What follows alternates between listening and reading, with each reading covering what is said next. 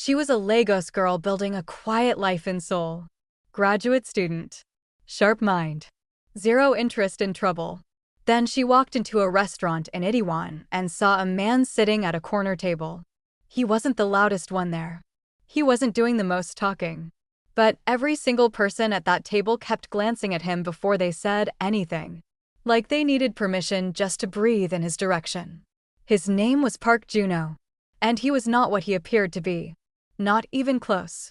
She told herself she was just observing him. Professional curiosity. She studied social dynamics. This was research. She was lying to herself. He found her 3 days later. One message. No introduction. No flattery. Just 7 words that she should have ignored. She didn't ignore them. For months later, she was falling in love with a man who took her to places that didn't exist on any map, introduced her to nobody, and kept her completely separated from every other part of his life. She thought it was romance. It wasn't romance. It was containment. Because Park Juno hadn't built his empire.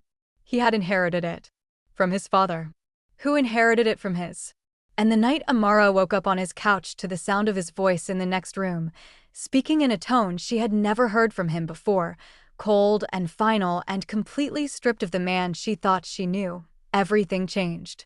She didn't run immediately. Running wrong would have been worse than not running at all.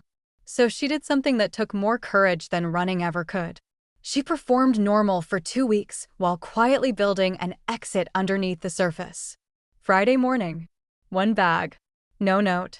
She was on a flight to London by Friday evening. And for 3 months she believed it was over. It wasn't over. Because someone had been using her name to move money without her knowledge. And when the organization came looking for answers, her name was in the file. What happened next took 3 years, 2 countries, and 1 decision that nobody saw coming. The full story is on this channel. Every video we make is a story someone decided the world was better off not knowing. We disagree. Subscribe to Underworld Syndicate. Turn on notifications. Because it gets darker from here.